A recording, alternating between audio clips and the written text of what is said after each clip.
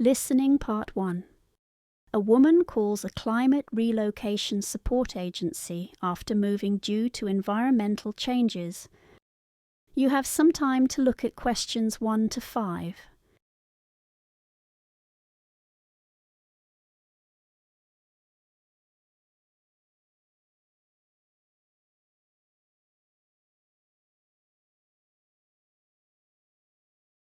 Good afternoon. This is the Climate Relief Support Centre.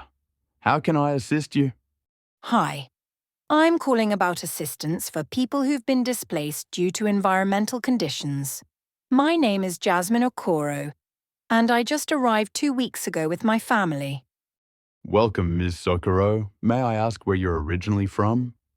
We lived on a tiny island community in the South Pacific, just a short distance from the coast of Fiji.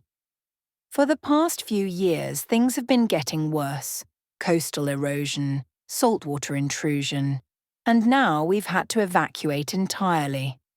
I see. So you were forced to relocate because of natural causes? Yes, the water just kept rising. The storms were manageable, but the persistent flooding left our home uninhabitable. That must have been incredibly difficult, and you mentioned you're here with family? Yes, I brought my 2 children. They're both under 10. Thank you. That's helpful to know. As part of our emergency services, we provide transitional housing. There's an ongoing program that offers accommodation for up to 6 months, depending on the family size and availability. That sounds like a huge relief. Thank you so much.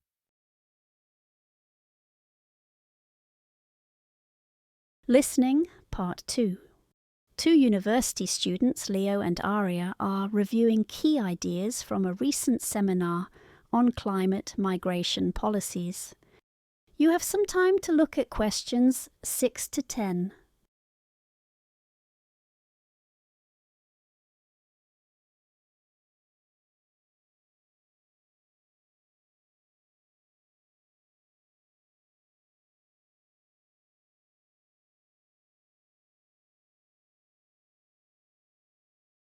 I still can't stop thinking about what the speaker said about responsibility sharing. It's unfair that countries contributing the most to climate change are doing the least to accommodate people displaced by it. True, the whole idea of climate justice really struck a chord with me. I mean, if industrialized nations had stricter obligations to support climate-induced migrants, there'd be more global balance. Exactly. And it's not just about hosting people. Sometimes I think it's more impactful to channel financial resources directly to the local areas that are hit the hardest. Fund grassroots adaptation instead of just offering temporary shelter abroad. That makes sense. But wouldn't that require a total rethinking of how we classify refugees? I mean, the term refugee traditionally only applies to people fleeing persecution or war, right? Yeah. And that's the problem. There's this huge legal grey area when it comes to climate displacement. If people are forced to move because of drought or rise in sea levels, they're still in limbo legally. I think the seminar made that point really clearly. The current international framework is outdated, too focused on political asylum and not flexible enough to cover environmental drivers. Definitely. And in the camps themselves, I think access to quality education should be top of the list.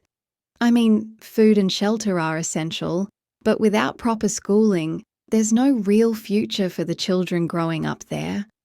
I agree. It's about long-term empowerment, not just survival.